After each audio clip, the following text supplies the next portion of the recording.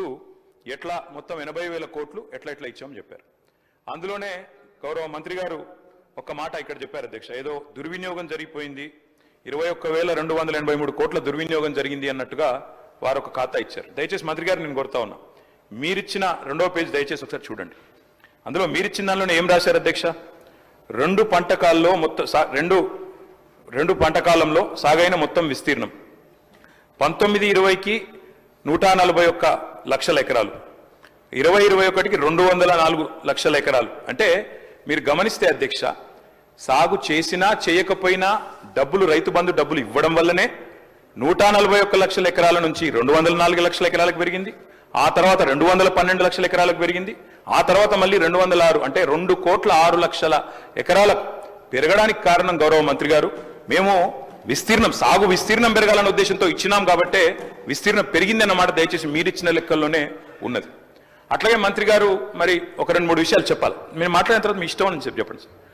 మంత్రి గారు ఒక 3 విషయాలు చెప్పాలి సార్.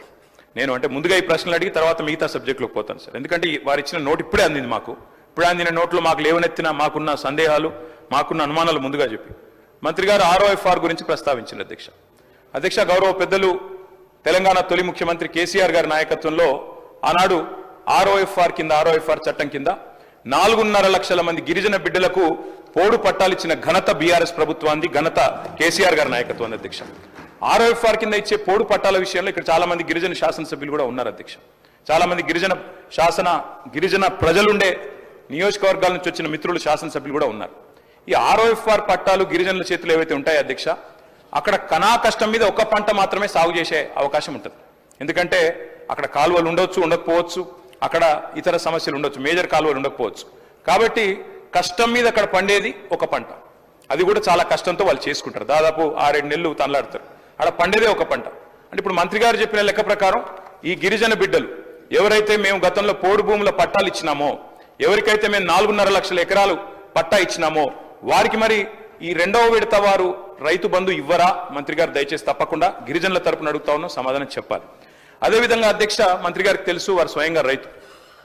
పత్తి అధ్యక్ష, కంది పత్తి అయితే దాదాపు 45 లక్షల ఎకరాల పండుతుంది అధ్యక్ష తెలంగాణలో. మరి పత్తి 8 నెలల పంట, 8 నెలల పంట తర్వాత 2వ పంటకు అవకాశం కూడా ఉండదు. అంటే ఇప్పుడు మంత్రి గారు చెప్పిన లెక్క ప్రకారం మరి పత్తి రైతుకు 45 లక్షల ఎకరాల్లో సాగు చేసే పత్తి రైతుకు ఒకటే పంటకి ఇస్తామన్నట్టుగా ఉన్నది. ఈ విషయంలో కూడా వారు మా సందేహం నివృత్తి చేయాలి. ఒకటే పంటకి ఇస్తారా, 2 పంటలకు ఇస్తారా?